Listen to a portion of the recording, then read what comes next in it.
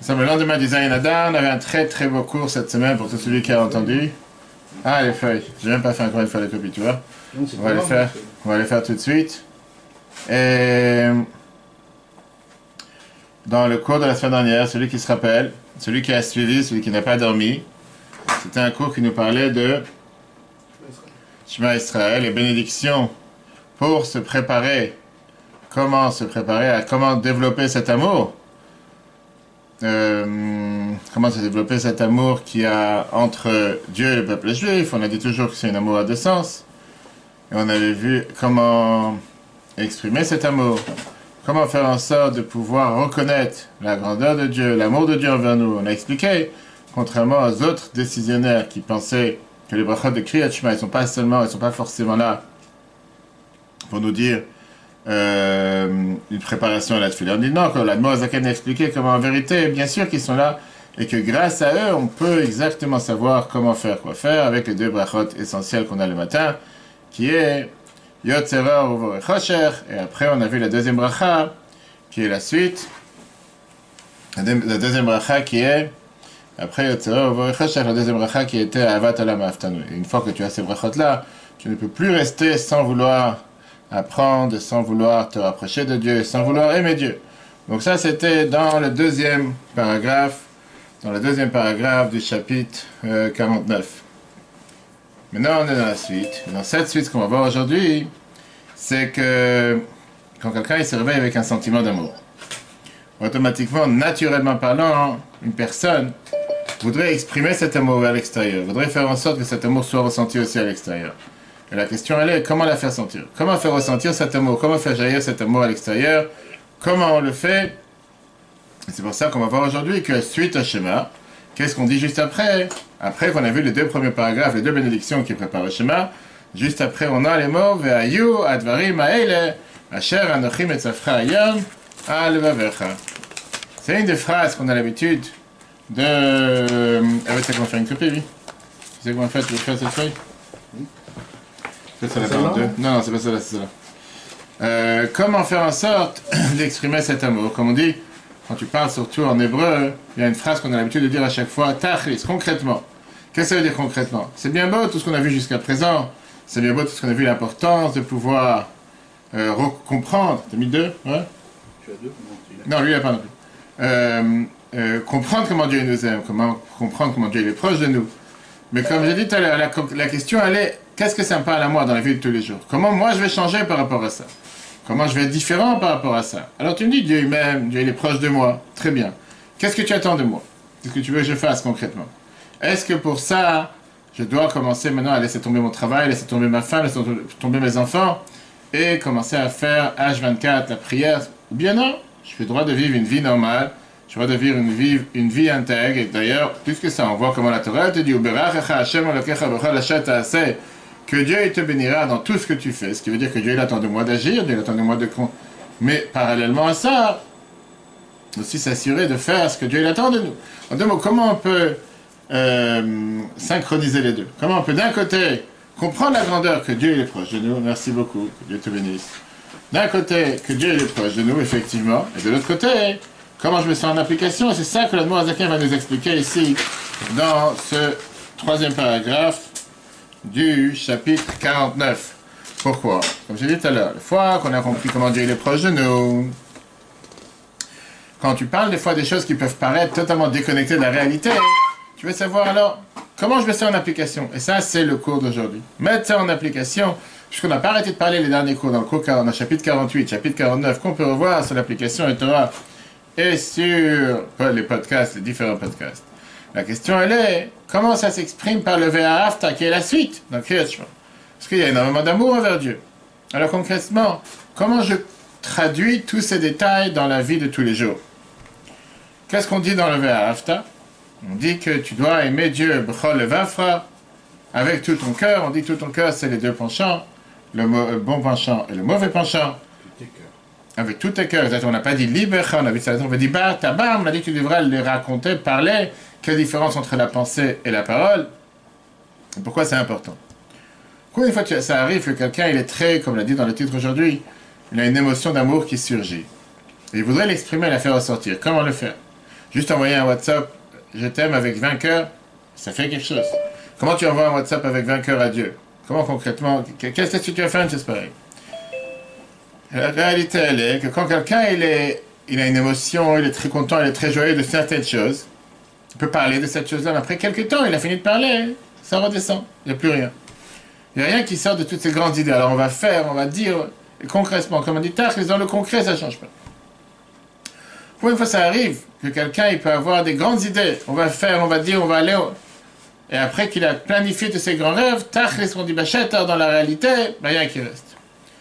Il y a une base racidique qui vient et qui te dit qu'il faut toujours savoir traduire toute émotion et tout engouement et toute excitation en quelque chose de concret. Par exemple, Kippour, tu as prié avec ferveur, etc. Mets ça en application dès le lendemain. Prends une bonne décision concrète qui va faire en sorte que cette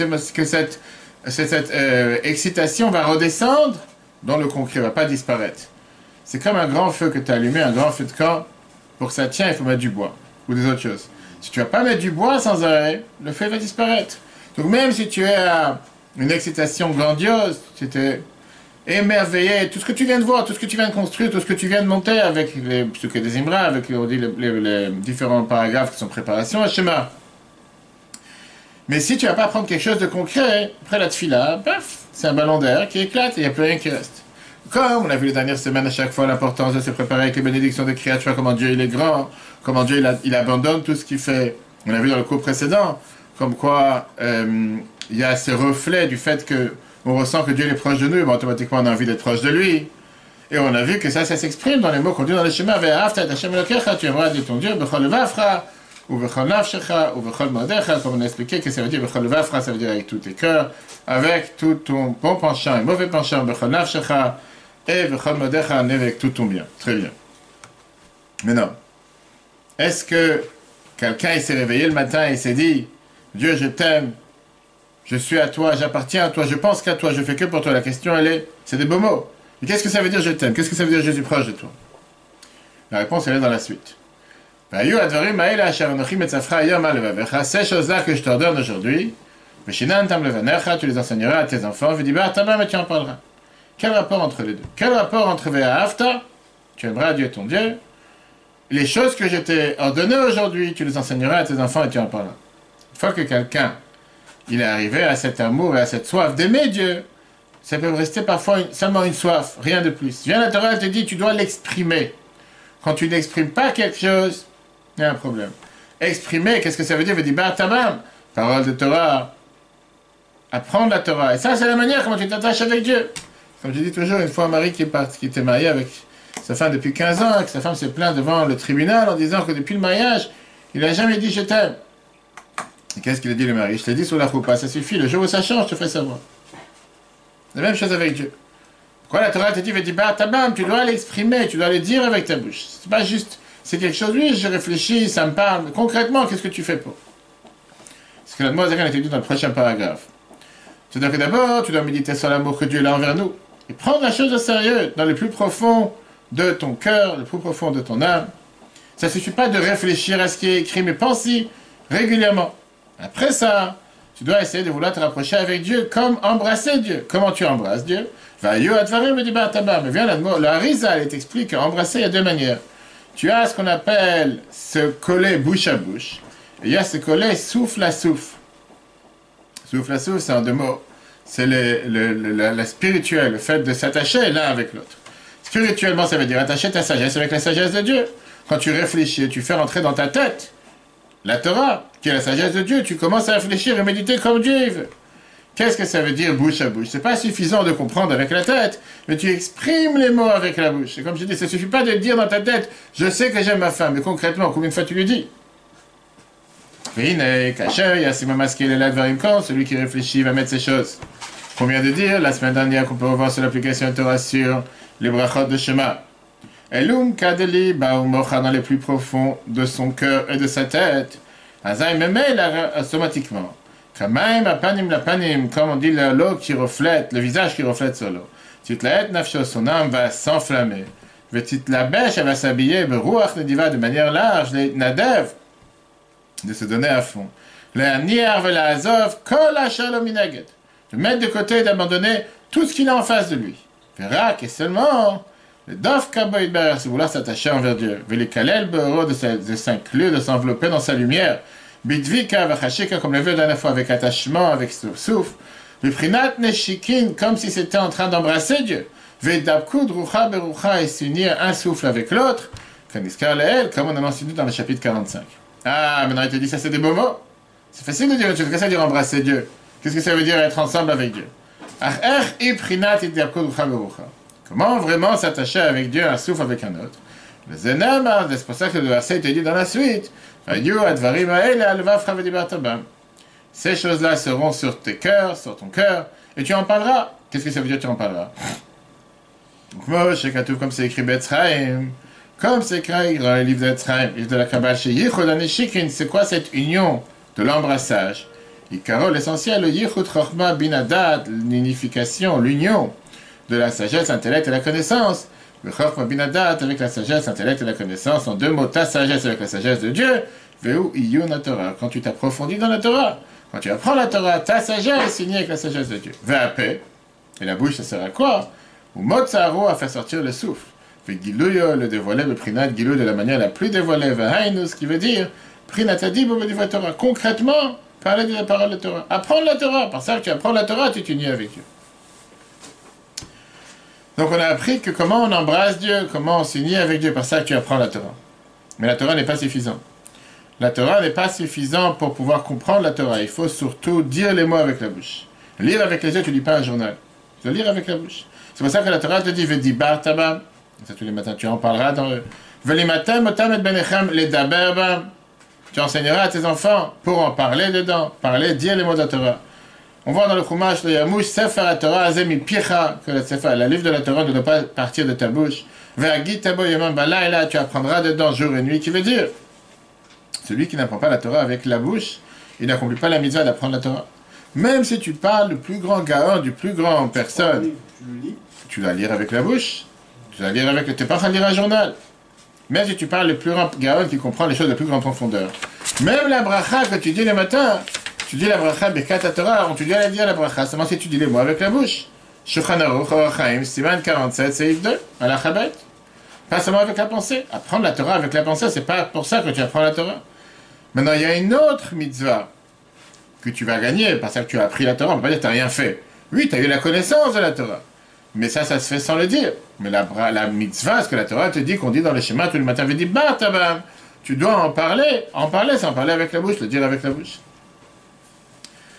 Alors maintenant, la question que le Morazak m'a posée est la suivante. C'est juste les lèvres qui doivent bouger ou c'est les oreilles qui doivent entendre? Les lèvres doivent bouger, en général, la Torah te dit, c'est quoi Shema Israël? Shema, la traduction, Rashi te dit, Ashma l'oznecha mashapicha medaber, tu dois faire entendre à tes oreilles ce que ta bouche elle parle. C'est pas la Hamida, tu peux dire?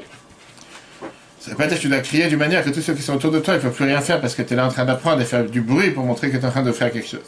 C'est-à-dire que quand j'écoute un cours de Torah... Tu participes à l'étude de la Torah 100%. Il faut qu'on parle. C'est pas seulement, c'est pour ça qu'on pose des questions, pour ça qu'on participe tout le monde. Sans arrêt, pour ça il ne faut jamais laisser placer un mot. Maintenant, après on l'apprend tous les jours. Maintenant la question elle est, où se trouve la compréhension? Dans le cerveau ou dans la parole? C'est sûr que la compréhension se trouve dans la tête, dans la marche avant, dans la réflexion. Par ça que tu dis les choses, tu peux peut-être arriver à comprendre mieux. Mais la compréhension, elle est dans la tête. Alors pourquoi la Torah, elle ne te dit pas Vayu advarim alevafra? Elle ne te dit pas ça suffit d'apprendre la Torah avec la tête. Pourquoi la Torah continue? On te dit dans les schémas 3 fois par jour. Vedibar tabam. Pas seulement que tu dois dire les choses avec la... que tu dois apprendre, mais tu dois les parler, tu dois les dire avec la bouche. A priori, dire avec la bouche, c'est quelque chose de technique. Le plus important, c'est de mettre ta pensée dans la compréhension des paroles de la Torah et attacher ta sagesse avec la sagesse de Dieu. Et la réponse, elle est que la Moazak va dire dans ce deuxième paragraphe du troisième paragraphe du chapitre 49, qu'il y a une énorme différence entre la parole et la pensée. Quand quelqu'un il parle, il pense, la Neshama, elle vient, s'exprime, peut-être avec l'expression, mais néanmoins, elle ne va pas, elle ne va pas pouvoir, le corps ne va pas agir. Il y a le cerveau qui agit, mais le corps ne bouge pas. Tu peux être une statue. Personne ne sait ce qui se passe dans ta tête. Tu es en train de réfléchir à une étude que tu as appris.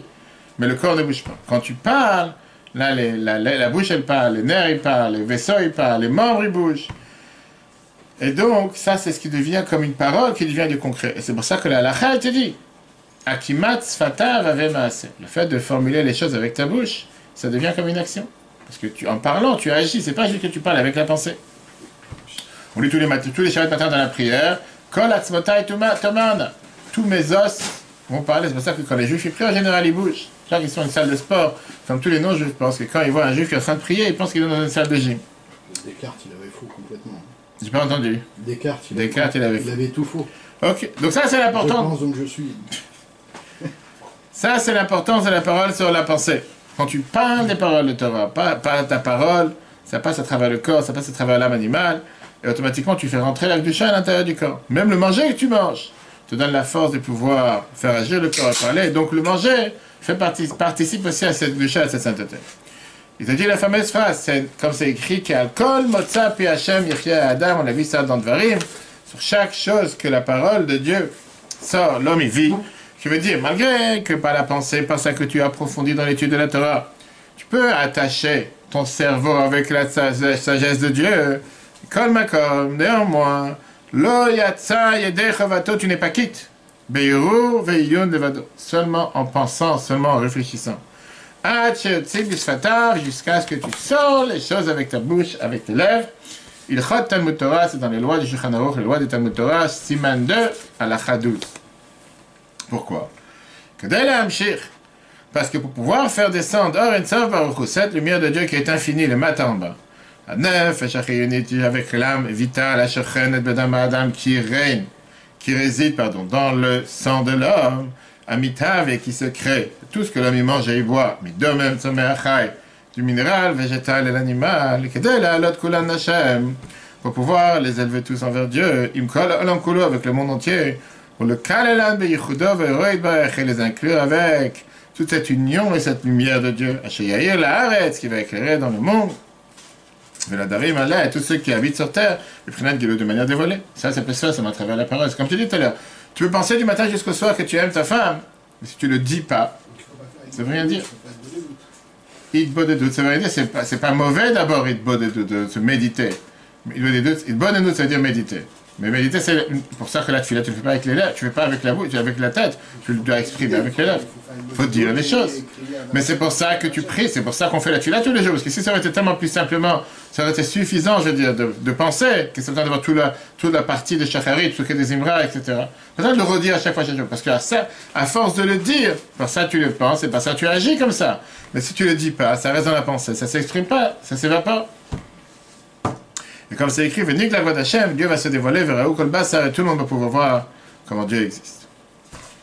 Cette phrase, cette base que le Moazak amène ici, que la parole sanctifie le corps, nous explique une histoire bizarre de la Gemara. La Gemara Eruvin, page 53b. La Gemara te raconte que Brouya, qui était la femme de Rabbi Meir, elle a vu un élève de Rabbi Meir qui apprenait la Torah à voix basse. Voix basse. Elle lui a dit, c'est écrit à Ruch HaBakol Ushmoa, que si la Torah, elle pénètre tes 248 membres, à ce moment-là, par l'étude de la Torah avec voix, la Torah, elle reste à l'intérieur de ton cerveau. Veimla, et si jamais tu n'apprends pas la Torah à voix haute, tu ne pourras pas la garder, tu vas l'oublier. Comme ça, Brouya lui dit. Et il y avait un élève, un Rabbi Eliezer, qui apprenait la Torah à voix basse, et après 3 ans, il a oublié son étude. C'est comme si tu lis un journal, tu te rappelles ce que tu as lu. Tu as lu avec les yeux, fais pas forcément attention. La question qui est demandée par rapport à cette histoire que la Gemara nous rapporte, quel rapport il y a entre apprendre à voix haute et se rappeler? Quoi, si j'ai pas appris à voix haute, je me rappelle pas, j'oublie forcément. Peut-être que quand on est à l'Yeshiva en général, on apprend à voix haute, c'est pas forcément crier de toutes tes forces, on parle de parler à voix haute. Parce que quelqu'un, par définition, il a beaucoup plus de facilité à oublier les choses qu'il n'aime pas se rappeler. Tu peux oublier quelque chose que tu voulais pas y penser, mais tu n'oublieras jamais un événement important que tu veux t'en rappeler. Quelque chose qui est important pour toi. Pour pouvoir s'en rappeler, il faut partager le sujet, ce qui s'est passé. Par exemple, avoir un rôle dans cet événement. Tu vas te rappeler de cet événement, que tu as participé, tu as été présent, etc. Maintenant, le fait d'oublier les paroles de la Torah ne vient pas parce que la personne il a un trou dans le cerveau. Il a un cerveau faible parce qu'il a appris quelques mots pour ça il l'a oublié. C'est pas ça qu'on parle. C'est pas ça qui va faire que la personne elle oublie. Ça vient du fait que le corps matériel n'a jamais participé à cette étude. C'est juste la pensée qui est spirituelle, qui n'est pas matérielle. Quand tu apprends la Torah, automatiquement le corps qui n'a rien à voir avec la Torah, il oublie. Ça ne lui parle pas. Réellement, elle te dit que la meilleure solution, c'est de prendre le corps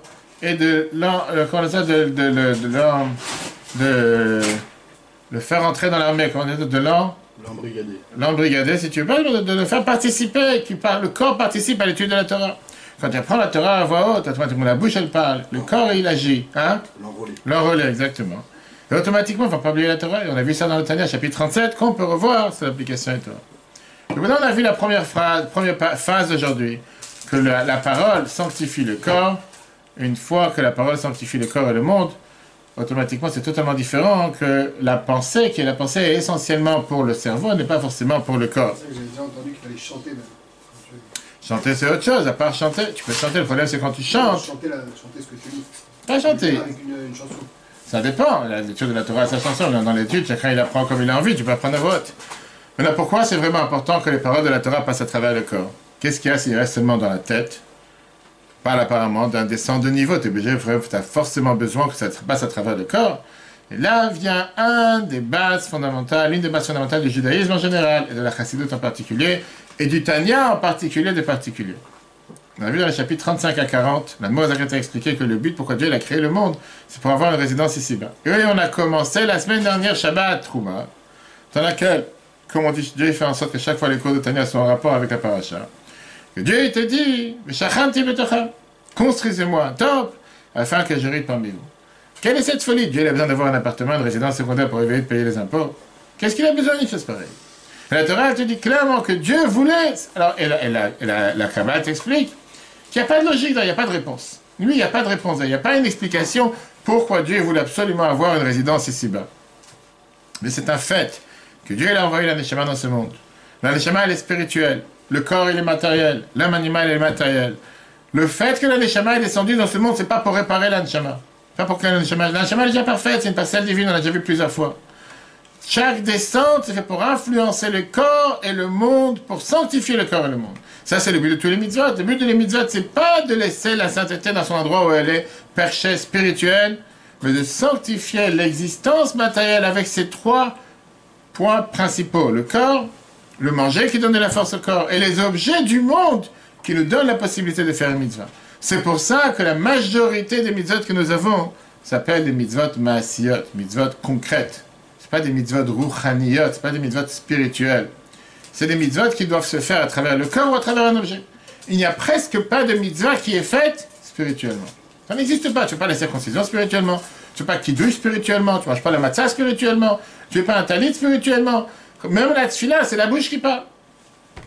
Même les mitzvot que j'ai dit qui sont originalement spirituels, comme l'étude de la Torah ou la tfila, la halakha t'oblige à dire les mots avec la bouche. Tu ne peux pas prier sans parler des lèvres.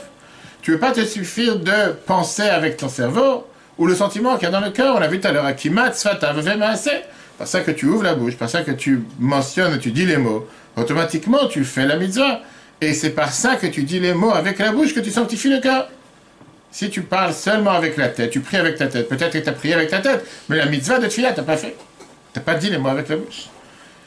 Hashem sfata et tiftach, ou fille a guetté la terre, c'est ce qu'on dit juste avant le Mida tous les jours. Dieu ouvre mes lèvres et que ma bouche raconte ta prière. On ne dit pas ouvre mon cerveau et que mon cerveau va dire telle prière, ça ne sert à rien ton cerveau. Tu peux dire à ton cerveau, c'est pas. Et c'est pour ça que dans le Kriyat Shema, juste avant qu'on passe à la Mida, la Torah n'arrête pas de te dire, ça ne suffit pas seulement de Ve'ahavta, ça ne suffit pas seulement d'aimer Dieu, ça ne suffit pas seulement de réfléchir avec ton cerveau. Mais tu dois descendre, faire descendre cet amour, Vedibar Tabar. Tu dois le dire avec ta bouche. Et après, la Torah, dans le chemin, continue la suite. Une fois que tu l'as dit avec ta bouche, tu dois continuer dans l'action concrète. Ukshartam, Urtavtam, de mettre les tefilin, tu dois écrire la mezuzah.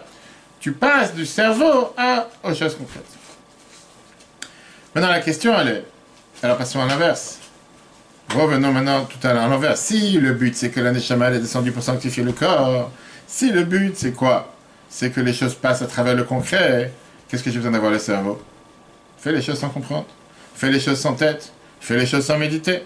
Puisque de toutes les façons, toutes ces choses sont seulement spirituelles, n'ont aucun impact sur le corps, il faut absolument passer à travers la parole. À ce moment-là, ça suffit de dire les choses avec le corps. Ça suffit de prendre un boîtier noir et mettre sur la main, comme hier je faisais dans l'avion avec les gens, et d'être tranquille. Tu as besoin de commencer à réfléchir. Pourquoi avant Vedibar Tabam, la première phrase que le schéma te dit, Tu dois aimer Dieu avec tout ton cœur, avec toute ton âme, avec tous tes biens. Et avant ça, la Torah te dit que ça doit être alevafra, ça veut dire l'âme, le bon penchant, le mauvais penchant. Pourquoi tu as besoin de toute cette partie spirituelle? Si l'essentiel, c'est la partie matérielle, fais les choses matérielles. Tu vas dans une pizza, tu appuies sur un bouton, tu as les robots qui commencent à te couper la pâte, tu as besoin d'avoir un être humain derrière. C'est besoin que l'autre te dit qu'est-ce que j'ai mis ma neshama dans ta pizza, j'ai mis mon cœur, tu sais pas combien je me suis dévoué pour te faire cette pizza. Qu'est-ce que j'ai à faire que tu es dévoué? Mais moi, une machine, c'est la même chose. La réponse, elle est comme la Kabbale nous apprend ça à chaque fois, qu'on a le devoir d'avoir ratso veshuv, va et vient. Qu'est-ce que ça veut dire va et vient? La Chassidoute t'explique qu'on a toujours le devoir d'avoir ces deux sens. Il y a Dieu qui agit envers toi, et toi tu dois agir de retour. Il y a le réveil d'en haut et il y a le réveil d'en bas. Dieu n'attend pas de toi d'être un idiot, d'agir de manière technique et sec. Tu dois d'abord réveiller cet amour, cet attachement envers Dieu intérieur. Ça c'est le ratso, s'élever vers Dieu. L'erreur de Nadav et Avi, qu'on verra dans quelques semaines, c'est qu'ils ne sont pas redescendus vers le bas. Qu'ils ont cet engouement de vouloir tellement s'attacher à Dieu, se déconnecter du monde. C'est pas ça que Dieu attend de toi. Après ça, tu as besoin d'avoir le chouf qui est le retour. Avec la parole, avec l'action. Et c'est pour ça que le schéma, il est divisé en deux. D'abord, tu as Ve'ahavta. Aime Dieu. Aimer, c'est pas quelque chose de matériel. C'est spirituel, c'est un sentiment. Avec tout ton cœur, avec toute ton âme, avec tout ton bien. Après ça, chauve, redescend sur terre et dit, bah, tabac. Là, tu as maintenant le devoir de parler, de mettre ça en application. Et après, bien sûr, on parle des autres mitzvot, avec les tefilin et le mezuzot, etc. Ça, c'est ce que la Morazakan explique dans le prochain paragraphe. Que puisque le but de la création du monde, c'est de sanctifier le monde, ça ne suffit pas seulement de comprendre et de réfléchir à la Torah, mais dis les mots avec la bouche. Et par ça, tu sanctifies ton corps. Mais avant ça, tu ne veux pas dire, bah, si c'est comme ça, je vais seulement agir matériellement et pas agir spirituellement. Non, tu dois d'abord avoir cet engouement, cette passion, ce désir, cet amour, que tu t'élèves du bas en haut, et après tu fais redescendre des choses en sortant. Chez eux, au Tachlit. Ça, c'est le but. Pourquoi Dieu il a créé le monde d'une manière qu'il a fait descendre des mondes de haut en bas? Parce que la gloire de Dieu doit remplir la terre, de manière dévolée. De transformer l'obscurité en lumière. Et la mer en doux. Comme on l'a vu plus haut dans les chapitres 36 et 37. Longuement. Ça, c'est le but de la manière pourquoi l'attention que quelqu'un doit avoir dans son service de Dieu. Qu'est-ce que tu dois chercher? Pourquoi tu sers Dieu? À faire descendre la lumière de Dieu sur terre. Ça ne suffit pas d'apprendre la Torah de manière spirituelle avec la pensée. Mais tu as un devoir de descendre sur terre matériellement parlant. Seulement, ça arrive très avant de commencer à faire le dibat tabam. Avant de dire les mots avec la bouche, tu as besoin d'avoir un alat ma'inukvin qui est, qu'est-ce que ça veut dire ce niveau de Kabbalah, l'ibsorlon nafsho modo qu'on a vu tout à l'heure. Transmettre à Dieu ton âme, tes biens, comme on a vu dans le chapitre précédent, avec le début du schéma, etc. Il y avait un peintre qui est décédé, je crois, l'année dernière, il y a 2 ans, Baruch Nachshon, il habitait à Hebron, 80 ans. C'était un peintre qui a fait tchouva. À une certaine époque, il a rencontré le Rabbi Yechidut en audience privée. Le Rabbi il a conseillé d'utiliser ce don que Dieu lui a donné de faire ses peintures pour investir, de faire des peintures avec des sujets de Gdusha. Pas seulement faire des peintures de manière déconnectée, mais de faire des peintures que ça reflète la Gdusha. Et la Bible a dit d'utiliser ces peintures pour, parce que malheureusement parfois, les peintures, c'est pas forcément des sujets de Gdusha. Plus la peinture elle est chère, plus tu dois voir des femmes totalement déshabillées, ou des parties du corps des femmes qui sont totalement mises en reflet, et pour ça, ça te coûte 3 millions, 4 millions, 10 millions, on va savoir, Picasso et tous les autres. Chagall, elle avait dit que tu as un don de pouvoir faire des peintures magnifiques. Prends ce don de la peinture et fais ça des sujets de sainteté. En 1979, il est parti à New York avec plusieurs de ses peintures originales. C'était la seule et unique fois qu'il y a eu une exposition de peinture où le Rabbi est venu visiter. Ça a été fait dans les locaux du Saint-Saint-Denis, exprès. Parce que c'est plein qu'il n'y a personne qui vient acheter ses peintures. Il faut voir ces peintures, des fois c'est déconnecté, tu comprends absolument rien. Il a fait des peintures sur Yerushalayim. C'est intéressant. Je l'ai trouvé sur Internet. Bref, le Rabbi lui a proposé, fais une exposition. Et grâce à ça, les gens vont s'intéresser. Et il a fait plusieurs peintures. C'était affiché sur le mur. Il y a des très belles photos du Rabbi qui est en train de passer avec lui. Il explique au Rabbi qu'est-ce qu'il y a dans chaque dessin. On sait très bien, quand on passait voir le Rabbi des fois pour une lettre ou quoi que ce soit, en un clic de seconde, tout d'un coup le Rabbi remarquait c'est quoi le problème dans la soustraction mathématique, le problème dans les tailles du Beth Amikdash que tu as amené qui a 1 centimètre qui ne va pas. Donc le Rabbi passe. Il y avait une photo, une peinture qu'il a fait. C'était une bougie. De la bougie, il y avait comme une prière au-dessus de la bougie. Et qu'il y avait cet engouement, là, où la peinture montrait que la personne veut s'élever vers le haut. Magnifique. Le premier qui a visité l'exposition, c'est le Rabbi. Maintenant, ça montre, comme le Rabbi voulait nous montrer, le devoir que chacun d'entre nous, il a de prendre n'importe quel défi, n'importe quel don que Dieu t'a donné pour le bien. Après ça, le Rabbi, il a appelé, une fois qu'il a visité, le Rabbi a dit comme ça. Tu as fait des peintures qui définissent et qui décrit énormément bien la neshama d'un juif, l'âme d'un juif. Mais sache qu'un juif, il a un corps. Tu ne peux pas faire que l'âme. C'est parce qu'on t'a dit de faire la Kedusha que quand je te parle de sainteté, c'est forcément l'âme. Ça veut dire le corps d'un juif, il est saint. Le corps d'un juif, il est aussi saint. C'est pas seulement l'âme qui est saint. On n'est pas déconnecté, on ne doit pas être pour être spirituel, pour se rapprocher de Dieu, être déconnecté du matériel. La neshama, elle ne peut rien faire sans le corps. Tu es obligé d'avoir le corps. Je lui ai demandé au Rabbi, qu'est-ce que le Rabbi veut? Qu'est-ce que je fais? Je déchire? Je mets tout à la poubelle? C'est ça, tu vois, qui vient de faire ses peintures, etc. Le Rabbi dit, c'est très simple. Tu peux faire des photos, tu peux faire des peintures du Pshuto Shel Mikra, du sens simple du verset, les Avot, les patriarches. En deux mots, que quelqu'un ne pense pas que se rapprocher de Dieu, c'est sans corps. Puisque dans la peinture, dans l'art, les peintures en général, c'est quoi? C'est des corps qui montrent comment la personne elle est animale, bestiale, grossier. Et pour eux, c'est très très beau, c'est magnifique. Quand on te dit, fais des peintures de Gdusha, il n'y a plus de corps. Et ce qui pourrait amener la personne à l'erreur de se dire, bon, il faut être saint, donc il n'y a pas de corps. Non! Parce que Dieu l'attend de toi. Parachat de Trouma, les prochaines 5 parachiotes, comme Mavéko qu'on a donné à Ramadgan lundi soir, Dieu il attend de toi de construire un temple dans ce monde, avec des choses matérielles, des choses basses. Lui, il a expliqué ça, la chose qui est sortie. Il y a eu beaucoup d'autres détails que Rabbi a dit sur les tefilines, sur les mains. C'était très très riche. Un jour, tu as tout un cours juste sur les détails que Rabbi est passé en passage. C'est pas qu'il est resté 1 heure dans notre. Chaque photo, et juste après, il a donné des remarques presque sur chaque photo, comment il faudrait modifier et changer. Maintenant, il avait des très très belles peintures, de l'art magnifique. Qu'est-ce qu'il peut y avoir de plus spirituel que ça? Tu vois une flamme, tu vois la tefila, bref, des choses déconnectées. Il faut voir après sur Internet. Rabbi il a dit non. Ça, c'est pas ce que je voulais dire quand je te demandais de faire des arts de la Gdusha. La Gdusha, c'est descendre sur terre. Comment faire sur terre? Tu peux très bien faire les Avot, Avram, Yitzhak, Yaakov, Avram avec les anges. Il ne manque pas de sujets dans la Torah. Moshe, les bergers, il y a tellement de sujets que tu peux montrer. En deux mots, ne fais pas croire que quelqu'un fasse pas l'erreur de penser que se rapprocher de Dieu veut dire se déconnecter du matériel. Si on résume ce qu'on vient de voir dans ce chapitre 49, parce que la prochaine fois on passe déjà au chapitre 50, on a vu comme ça. On a vu dans les 3 derniers cours, comme quoi la méditation, la bonne de avant le schéma, c'est pour réveiller l'amour envers Dieu. On réveille l'amour envers Dieu de 2 manières. D'abord, le vafra sur ton cœur, par ça que tu réfléchis avec le cerveau. Que ça, c'est comme embrasser, on a vu. Le Kabbal te dit c'est une manière d'embrasser. Le cerveau, ton cerveau, il embrasse la sagesse de Dieu. Il dit, tabam, dire les choses avec la bouche pour pouvoir sanctifier ton corps. Pourquoi ça ne suffit pas seulement la pensée, tu dois aussi avoir la parole?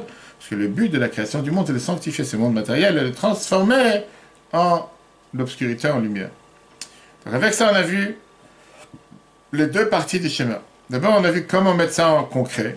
Combien de fois on lit le schéma tous les jours et on dit les mots sans comprendre vraiment le sens. Maintenant qu'on a compris comment former le schéma et comment formater le schéma, la prochaine fois qu'on lit le schéma, réfléchir un peu plus. Réfléchir qu'est-ce que ça veut dire pour nous. D'abord, on commence avec Ve'ahavta Hashem Elokecha, tu aimeras Dieu ton Dieu. Se rappeler l'amour que Dieu est là envers nous.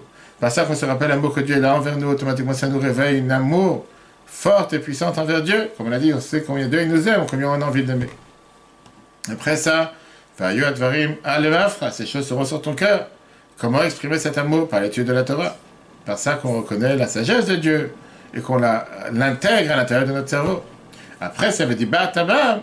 Par ça que tu apprends la Torah, mais tu parles avec la bouche. Par ça que tu parles avec la bouche, automatiquement ça t'attache avec ton cœur. Donc si on résume tout ce chapitre 49, on a vu cette base du reflet dans les 2 sens qu'on a déjà vu dans les chapitres précédents. D'abord, on a vu comment Dieu il a tout abandonné, s'est limité, s'est contracté, comme on a vu dans les chapitres, dans les paragraphes, dans les cours précédents, pour nous. Après, on a vu les brachot de Shema, qu'on doit méditer la grandeur de Dieu, l'amour de Dieu, comment on doit être prêt à Shema, comment on doit se réveiller avec cet amour envers Dieu, et tout abandonner pour Dieu. Là, on vient de voir comment mettre ça en application, la pensée, la parole et l'action, c'est-à-dire s'attacher et s'enlacer avec Dieu. Mais au passage, on a appris pas mal de lois intéressantes sur la tefila. D'abord, on a appris c'est quoi Yotzer. La bénédiction de Yotzer qu'on dit tous les matins de réfléchir à la grandeur de Dieu, de méditer comment ça se reflète dans le monde et dans les mondes d'en haut avec les anges, etc. À Avat Olam, on a médité que malgré que Dieu il a un amour une grandeur, la grandeur de Dieu. Il a tout abandonné pour choisir spécialement nous. Et automatiquement, c'est ce grand amour, Ahavat Elam, on termine la bénédiction avec un Bocher, Be'amo Israël Be'ava, qui nous a choisi avec amour.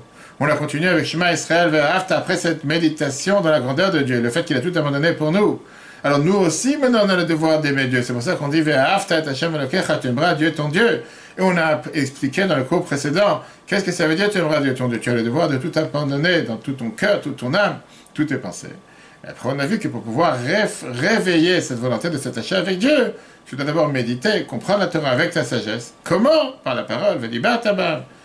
Faire descendre de la pensée à la parole, parce que tu parles dans la Torah. Et après la parole, tu descends dans l'action.